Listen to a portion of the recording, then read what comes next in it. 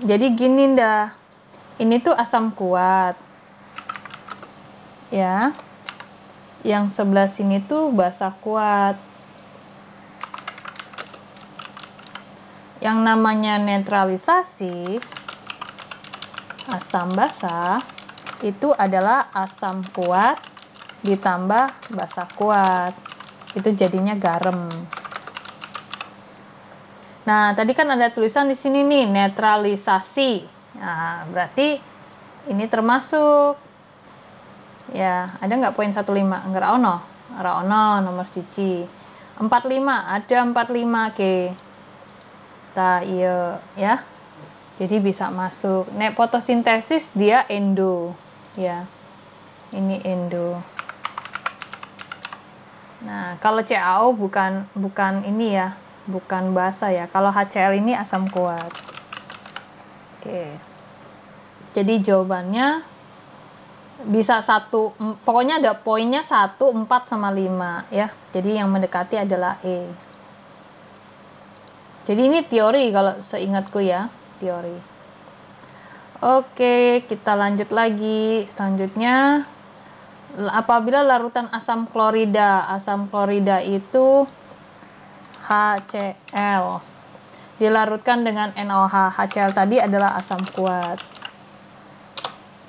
Nah, ini adalah basa kuat. Tadi apa ndah kalau netralisasi ndah? Netralisasi di sini adalah eksoterm ya. Sudah tahu dia ada asam kuat ditambah basa kuat.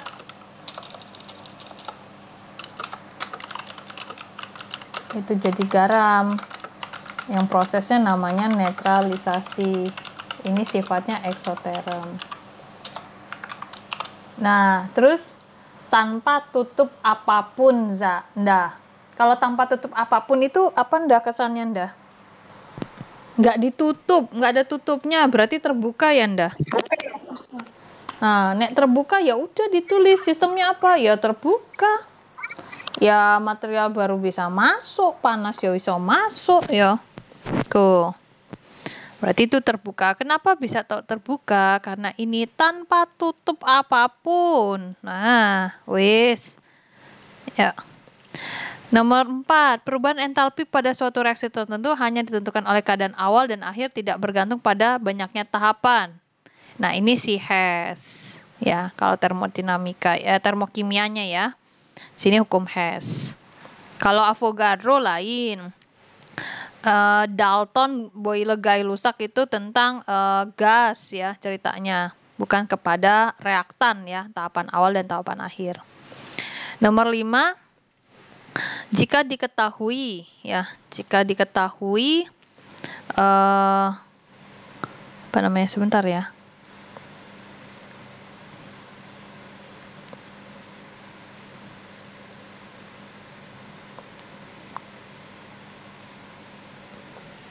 Jika diketahui di sini dia bilang 1 mol gas NH3. Indah lihat nih, ini 1 mol gas NH3. Ini teh 2 ya Indah. Angka ini 2.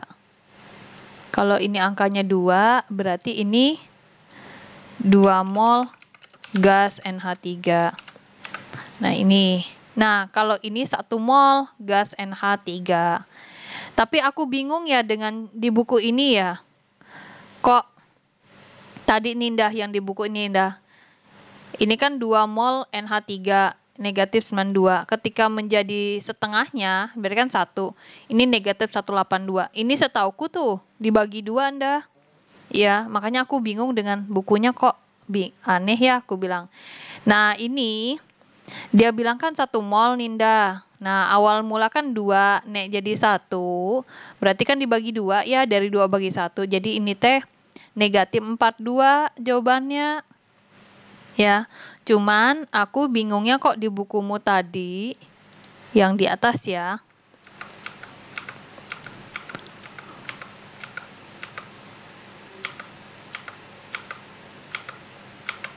Nih, yang ini Ninda. Itu tuh yang aku bingung lah, kok ini kan Dia 2NH3, ini 1NH3. Seharusnya dari 2 menjadi 1 tuh bagi 2. Kok ini dikali ya? Nah, ini yang sempat aku, loh kok ya begini gitu ya. Nah, itu dia. Ini dicek lagi ya, Nda, bukunya ya, Nda.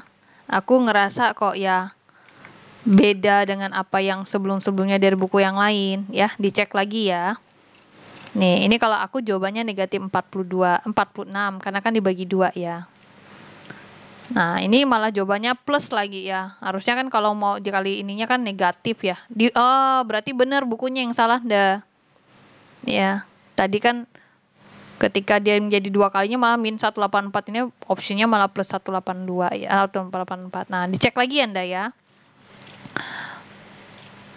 Lanjut ke nomor penilaian diri ya. Nah, sekarang ditanya, ntar aku lihat ke bawah dulu ya. Ada lagi nggak? Nah, ini dia evaluasi nih. Nih, baru. Sebentar, cek dulu. Yuk. Oke, berikut berapa persamaan ini. Indah, nomor 1 ini tuh glukosa ya. Glukosa dibakar menjadi CO2H2O. Ini tuh respirasi ya, Nda. Ya. Kalau reaksinya dibalik, ya, 6 CO2 ditambah 6 H2O menjadi C6 H12O6 ditambah 6 O2. Ini namanya apa ya, Nda, namanya ya? Ini fotosintesis. Tadi fotosintesis masuk reaksi apa, Nda?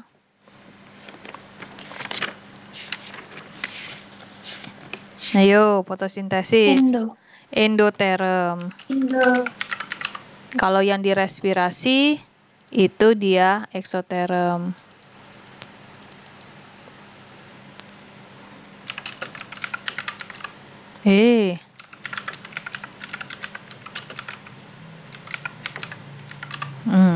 Ya.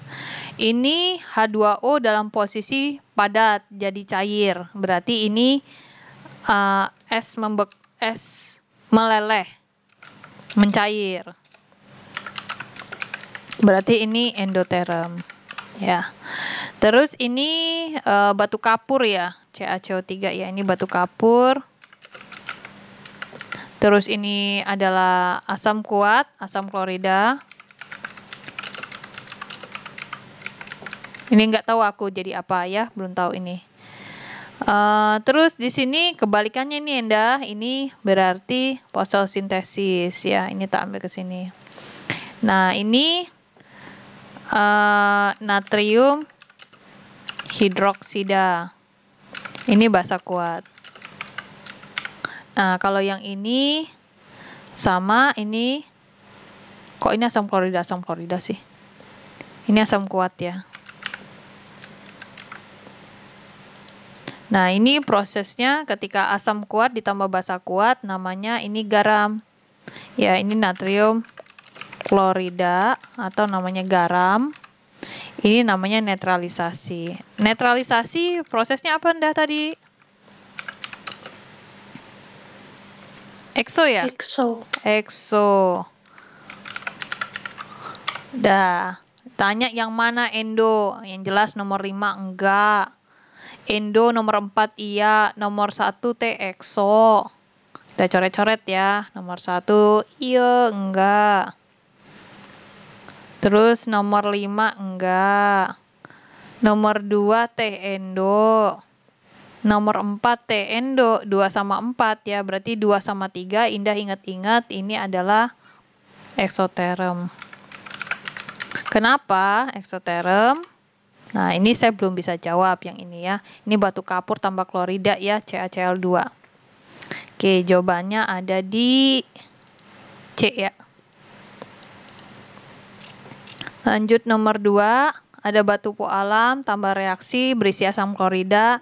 Tunggu, kata dia terasa hangat nih. Ya. Nek terasa hangat berarti ada suhu naik ya. berarti hangat, T-nya naik, berarti dia eksoterm. Ya. Delta H-nya negatif kan? Negatif. Kalau negatif berarti delta H-nya kurang dari atau delta H itu kurang dari 0. Jadi jawabannya adalah yang D. Kok bisa tahu kenapa nggak jawab yang E, Mbak? Yang namanya eksoterm itu bergerak dari sistem ke lingkungan. Kalau endoterm itu dari lingkungan ke sistem, ya, di itu. Nah, ini yang permasalahan yang salah di sini ya. Nomor 3, jika 1 sendok serbuk seng dimasukkan ke dalam gelas kimia, seng berarti itu Zn ya, Zn. Dengan CO2 ternyata terbentuk gelembung gas. Nah, Indah tambahin lagi di catatan ya. Yang menghasilkan gelembung gas dan terasa panas itu adalah eksoterm. Ya. T-nya naik, kan panas ya. T-nya naik. T panas. Berarti naik. Berarti dia eksoterm. Nah, eksoterm tadi sudah tahu dia dari sistem ke lingkungan ya. Ini dia. Kita lanjut nomor 4. Yang mana endoterm? Endoterm tadi delta H-nya adalah positif. Berarti secara nggak langsung positif sama dengan H produk dikurang H reaktan. Kalau positif secara nggak langsung H produk itu lebih besar dari H reaktan. Ya, contoh aja, Indah masukin 10 lebih besar dari 5. Berarti kan 10 kurang 5 kan positif 5 ya. Jadi di sini endoterm berarti suhunya turun ya. Dingin jadinya.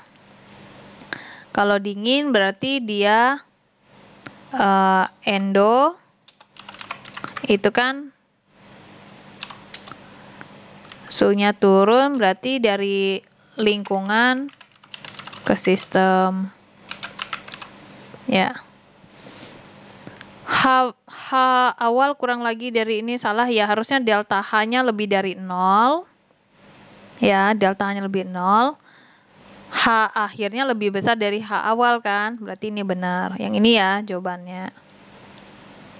Jadi tak benerin sini ya. Jadi delta H-nya lebih dari 0. Terus H produknya lebih besar dari H reaktan. Seperti ini. Oke, ada tanya dulu Nda? Enggak. Belum ya, oke. Di antara ini reaksi pembakaran standar. Indah ingat standar itu pembakaran ya. Pembakaran itu dengan oksigen. Ya, oksigen. Yang pasti dia bermainnya di satu molekul. Ya, kita lihat dulu ya. Ada nggak di sini satu molekul? Di sini SO2. Ini mah bukan dibakar ya, Nda. Ini mah diuraikan. Ya, penguraian. Terus CH2 oksigen, ini pembakaran lah kita anggap ya. Di sini produknya jadi satu. Oke, kita ikutin dulu ya. Nah, kalau yang di sini ini penguraian juga. Ya, karena NO jadi N2 sama O2. Ini penguraian menjadi unsur-unsurnya ya. Karena di situ ada NO, N itu di dunia ini ditemuin N2, O itu ditemuin dalam dunia ini adalah O2. Lanjut SiH4 ya. Ini mah mungkin dibakar. Biasanya kan pembakaran itu menghasilkan sebenarnya rata-rata adalah CO2 plus H2O ya, rata-rata ya.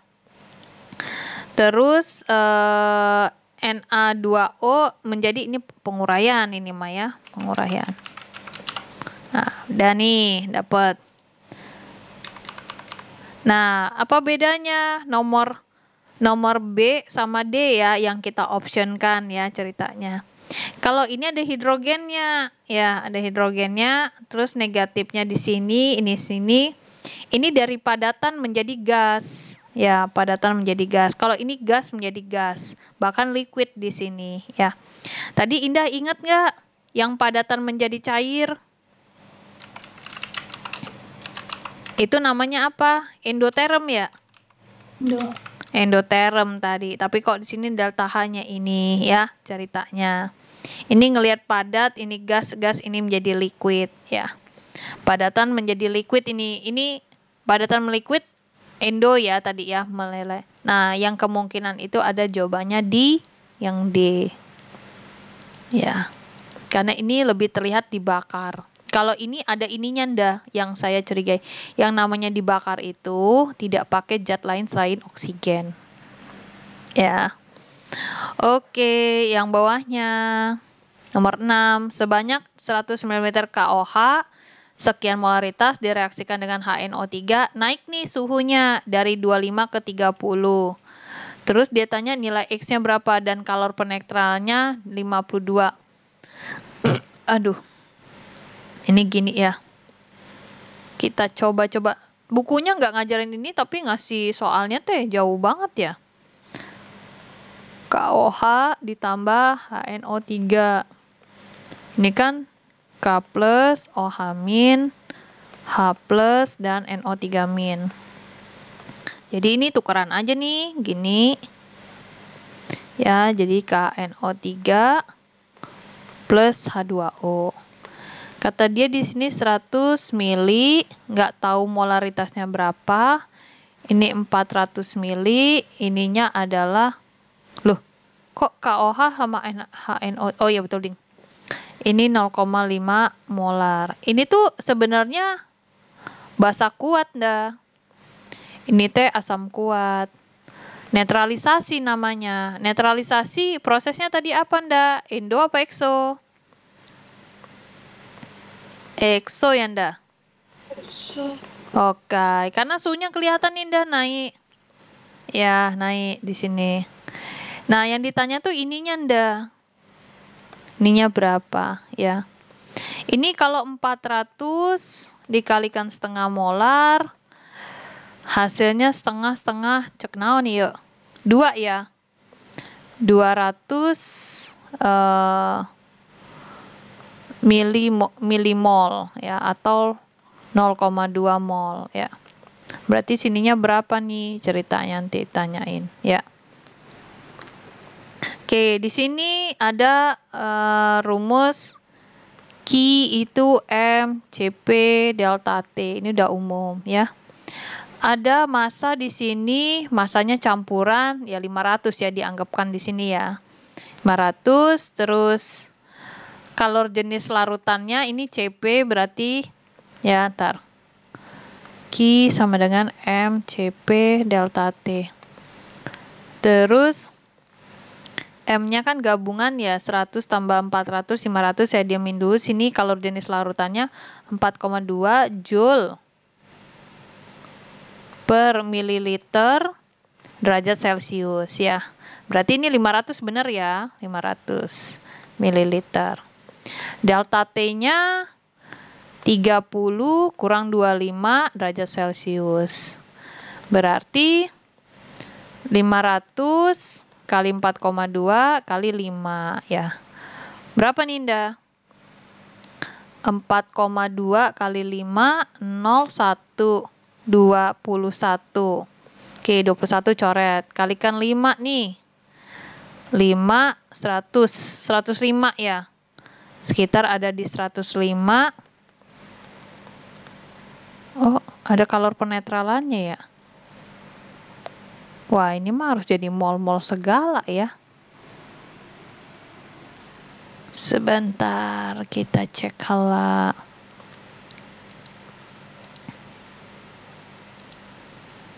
Jadi di sini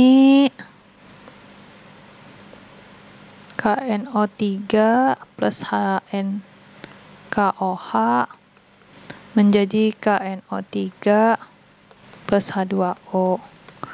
Oke, ini teh 400 mili kalikan 0,5 molar.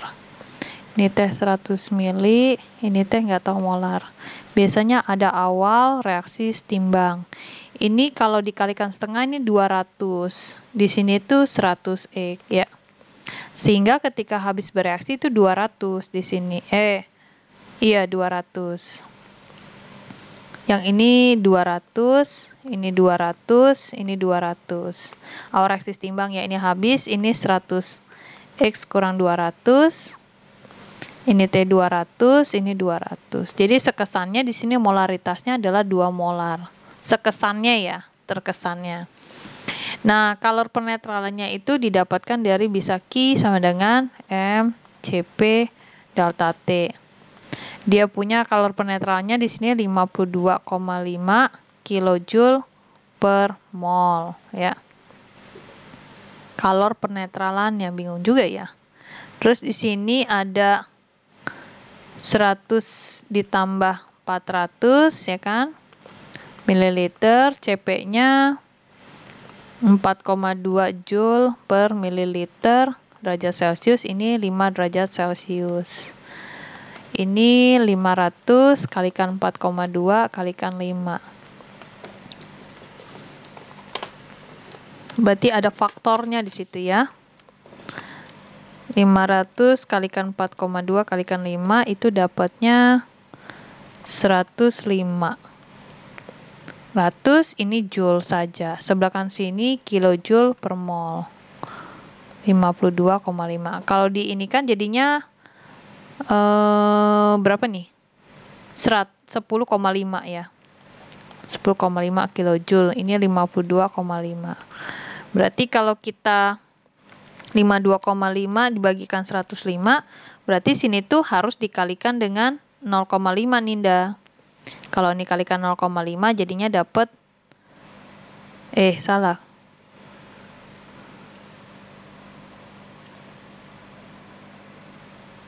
(52,5) bagi 10,5. Harusnya dikali 5 di sini. 5 kalinya baru ke sana, ya. Aduh. Tapi kok ini aneh ya, hitungannya kamu nggak ada, tapi suruh ngitung ini ya, ceritanya. Nah, ini malah nggak ada jawabannya. Ya, ini PR dulu ke Indah ya. Coba Indah tanya dulu sama gurunya, mau hitungannya seperti apa ya. Karena di sini itu ada kalor penetralan, yang satunya per mol, ya. Sedangkan yang di sini tidak per mol, ya. Ini yang saya bingung ya, Indah. Kok ini penyamannya gimana? Nah, ini nanti saya jawab Selasa siang ya. Saya coba jawab lagi ya, Anda. Soalnya ini di materinya tidak ada, tapi diminta ke arah sana. Nah, ini materinya berbeda dengan yang di sini karena disuruh menghitung kalor penetralan. Indah udah belajar belum sih ini? Dijelasin. Tapi ada nggak dia kasih tahu nggak? Karena kan tadi soalnya tidak ada kalor penetralan ya di atas. Cuman dikasih modul. Oh gitu. Ya udah gini aja. Berarti besok siang ya aku hutangnya ya. Tak jawab yang ini ya. Oke? Tapi Indah juga jawab ya. Semudengnya Indah. Oke? Ya. Kita lanjut ya. Nomor 7 dulu ya. Karena kok soalnya bisa ke hal-hal yang lain ya. Maksudku kok ngono gitu. Disajikan delta H untuk reaksi ini ya. Ini tuh kayak hukum Hess ya, Anda, kayak hukum Hess. Bentar.